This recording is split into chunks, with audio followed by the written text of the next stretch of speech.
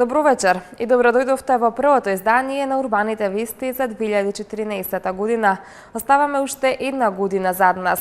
365 дена полни со радост, забава, среќа, насмевки, желби, тажни и весели моменти.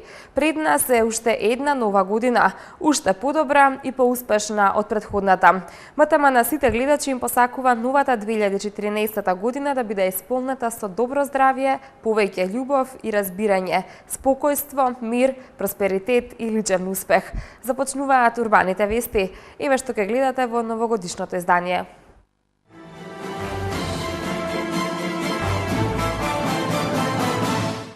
Како и кога се слави новата година кај различните народи и цивилизации? Голем број реализирани капитални проекти во општина Газибаба, Бутел и Илинден во 2013-та. Успешно реализирани проекти во општините Петровец и Аеродром, во Ѓорче Петров и Киселавода. Инфраструктурата во преден план.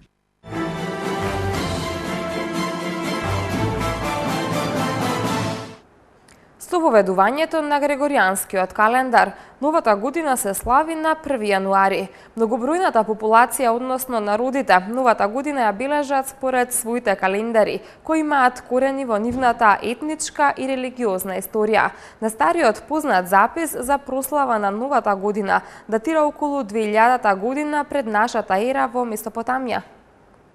1 јануари како општо прифатен почеток на новата година дефинитивно бил установен во 1582 година со воведувањето на Грегоријанскиот календар, со исклучок на Русија и Англија кои тоа го направиле во 1700 година. Многобројната популација времето и новата година ги бележат според своите календари, кои имаат корени во нивната етничка и религиозна историја. Таков е случајот со евреите, кинезите, индусите и муслиманите, како и со повеќе други помали етнички и религиозни заедници. Најстариот познат запис за прославата на новата година датира околу 2000 години по нашата ера во Месопотамија. Во Римското царство новата година отпрвен се прославувала во месецот Мартиус, именуван според богот на војната Марс. Во средниот век христијаните во Европа новата година ја славеле различно, на 1 и на 25 март. Евреите ги бројат годините од датумот кога според нивното верување бил создаден светот. Кинескиот календар датира од околу 2600 година по нашата ера и е базиран на астрономски наблюдувања на движењето на месечината и на сонцето. Кинеската нова година, попозната и како пролетен фестивал, почнува на денот на првото годишно раѓање на новата месечина. Новогодишните празнувања траат 15 дена и завршуваат со така наречениот фестивал на лампиони. Индуската нова година почнува со празникот Дивали, познат уште и како фестивал на светилките, кој што вообичаено се прославува во втората половина на октомври или во првата половина на ноември. Муслиманите го сметаат времето според исламскиот хиџретски календар, кој има 12 месеци, а почетокот и крајот на годината се одредуваат според месечевите фази. Муслиманската година е пократка од грегоријанската, бидејќи незините месеци имаат по 29 или по 30 дена. Според некои верувања, пред новата година треба да бидат исплатени старите долгови, а на самиот ден ниту се бара, ниту се дава заем. Секој се труди да не изговори лоши зборови поради верувањето дека тоа носи лоша среќа. Се верува дека ако некој плаче за новата година, ќе плаче цела година. И затоа на новогодишната ноќ радувајте се за да вашето лице го краси насмевка наредните 365 дена во годината.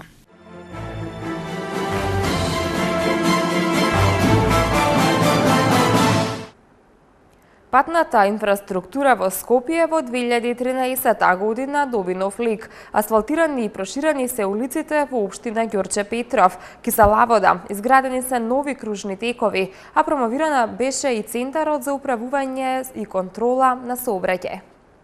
Општина Ѓорче Петров во 2013 година посвети големо внимание на подобрувањето на патната инфраструктура. За таа цел изградени се 11 километри нови улици во руралниот и 9,5 километри во урбаниот дел. Инсталирани се нови 20 километри водоводна мрежа. Покрај изградбата на новите улици, општинската власт на Ѓорче Петров реализираше проекти кои се во интерес на најмладите жители на општината. Во 2013 година беше пуштена во употреба градинката Пампурче во Даме Груев, а учениците од Хром учат во ново училиште. Изградени се и нови спортски терени. Во општината Киселавода завршија реконструкциите на улиците 474 и Томе Арсовски во Бирарија, пред црквата Света Петка, која се поплочи со павер елементи во должина од околу 130 метри и широчина од 4 до 5 метри. Во 2013 година беше пуштена во употреба и втората делница од булеварот Борис Трајковски или поранишната Првомајска улица.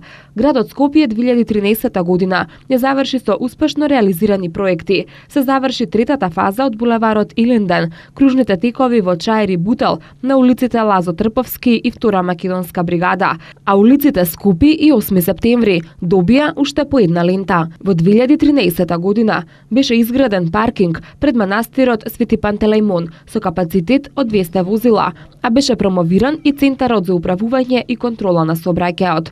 Во делот на поголемите проекти на градот се и центарот за дарување крв во домот Даре Джамбас, лифтот и лифтовската платформа за лицата со посебни потреби во средното училиште Арсени Јовков, гасификацијата на средните училишта Георги Димитров и Здравко Цветковски, како и обнова на училишните згради на сите 21 средно училиште, што се во надлежност на градот Скопје, за што беа вложени 47 милиони денари.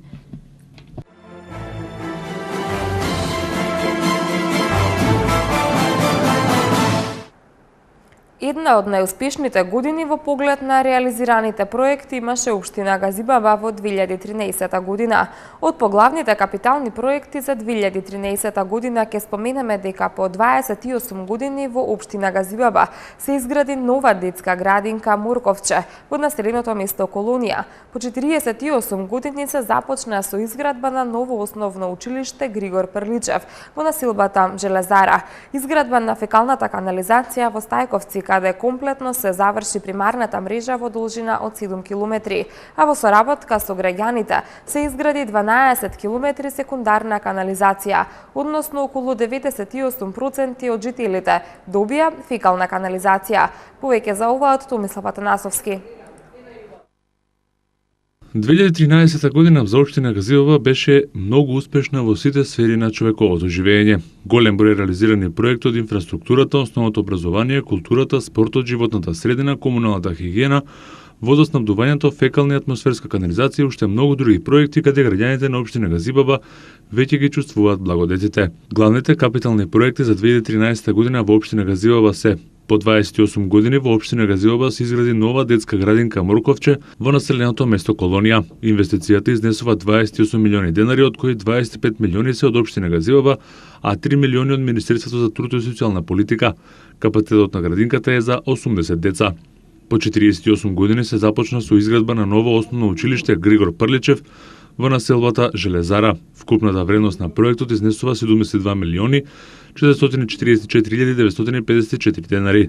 Капацитетот е проектиран за 400 ученици со можност во иднина доколку се зголеми бројот на децата и за доградба за тоа што статиката е димензионирана за плюс 1 кат.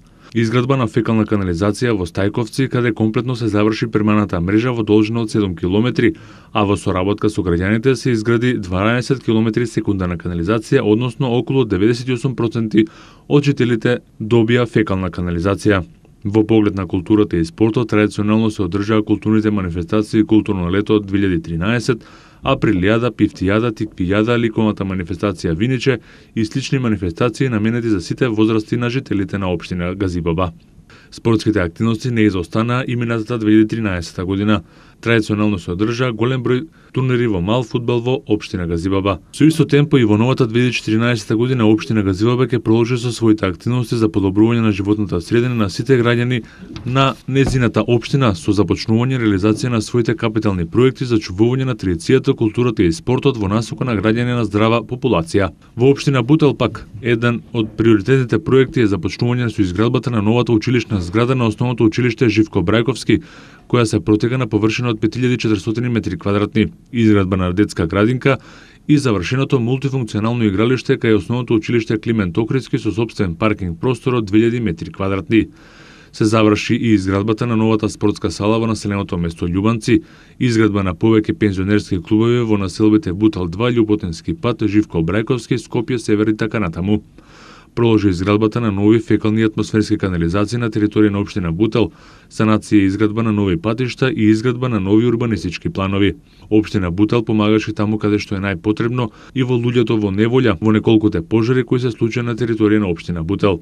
Со исто темпо општина Бутел ќе продолжи и во 2014 година. Општина Илинден пак во 2013 година го започна капиталниот проект изградба на фекална канализација за прифаќање и третман на отпадни води во населба Илинден и населеното место Кадино, со поставување на канализациони цевки и шахти во должина од 8000 метри и две причистителни станици со капацитети од по 1250 единици по жител. За прв пат се воведе средно образование во општина Илинден како резултат на изградбата на новото модуларно училиште и плод на успешната соработка на општината Илинден со владата на Република Македонија и Министерството за образование и наука. Меморандуми за соработка со компаниите Ван Хол Македонија, Джонсон Контролс и Мепсо за подобрување на образовниот процес и обезбедување на практична настава и обука за учениците од средното стручно училиште Илинден. Се отвори првата општинска библиотека Илинден во новиот дом на култура Илинден, во чии рамки се наоѓа читална и располага со голем книжевен фонд, во кои се опфатени и книгите од проектите на владата на Република Македонија. Изградено е ново повеќенаменско игралиште, кој е дел од проектот на владата 100 повеќенаменски спортски игралишта. Се реализира проектот за домување и изградба на нова населба Јака, која се простира на површина од 28 хектари и опфаќа 500 парцели за изградба на семејни куќи, трговски центар, хотелско-сместувачки капацитети, забавен парк, спортски терени и простор за собир.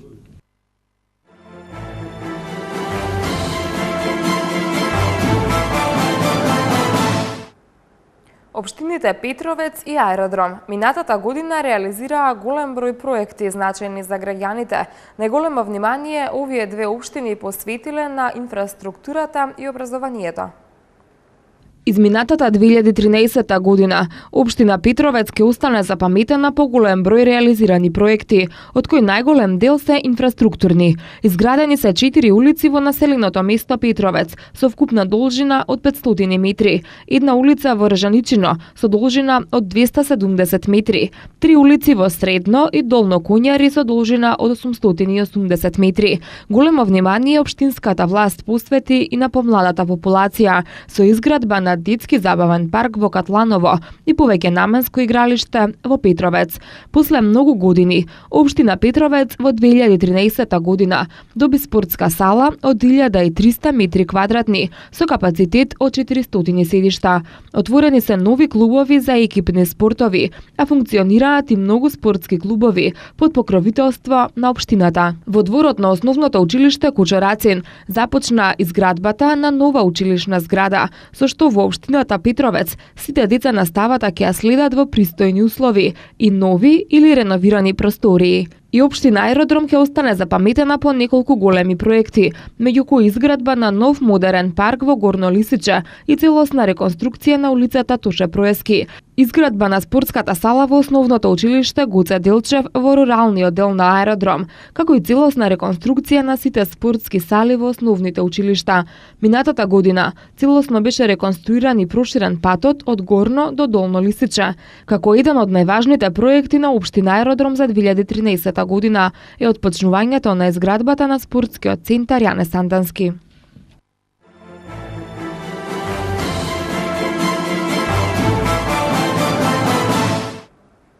Денеска новогодишната елка е незаменлив декор во сечи дом. Речиси без исклучок. На средината на декември започнуваме со традиционалното украсување на елката. Но дали знаете зошто се украсува таа? Китењето елка е христијански обичај, а подароците под елката го одбележуваат Христовото раѓање, најголемиот дар за човештвото. Според преданијата, кога Исус се родил, една звезда најсилно сјаела на небото, покажувајќи го патот до пештерата каде се наоѓала Богородица со Исус. Над пештерата, истата ноќ, изникнале 3 дрвца – бор, елка и кедар, осветлени од светлината на Христовото раѓање. Посакале нешто да му подарат на новороденчето. Кедерот ги разнижал гранките, и пред пештерата паднале иглички кои ширеле многу убав мирис.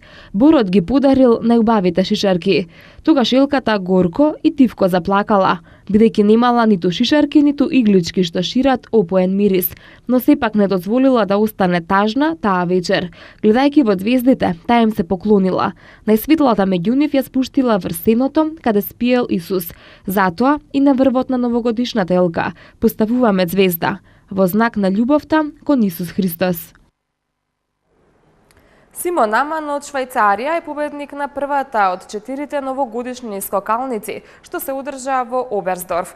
Бош од Мајами и Дурент од Оклахома се прогласени за играчи на неделата во НБА лигата. Следуваат спортските вести, но при тоа рекламите.